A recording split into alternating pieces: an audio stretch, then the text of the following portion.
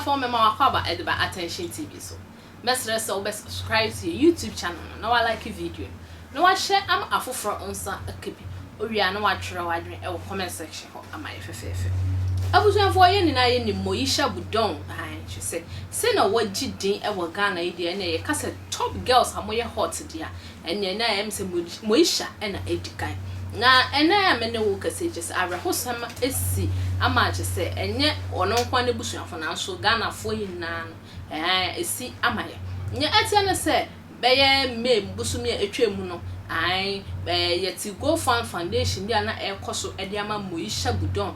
isan se obeyare at the hospital she say or paralyze and half side enye eduma ne nine and nsa she say kasakra no ontimi kase ontimi movie ontimi enye bibia ena amene wo ekase nyame ya adom ama Moesha na ho atom odinani ekopie mu ewo Divine Chapel Church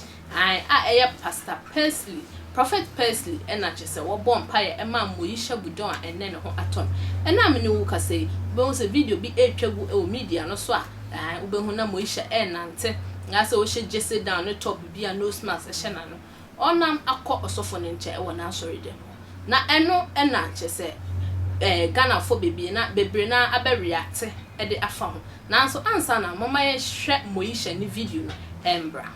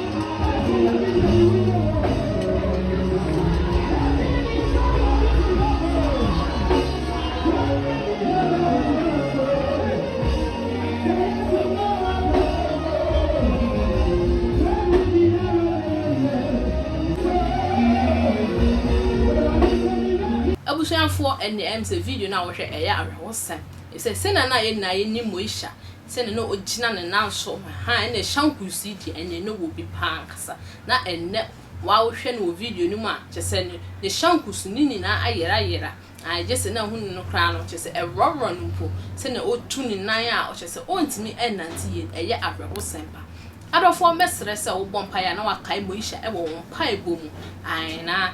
asofofo nso akai no dia ne da e wo mo asori sanso na ebesre imamfo nso mo bompa ya na mo aye adu akakra e dia ma na ye nuanom traditionalist fo no so mo gunsa ne mo gunsa asre na mo kwan sa mo mbo Moesha ho ban emai midin e de Fatima aha e attention TV makram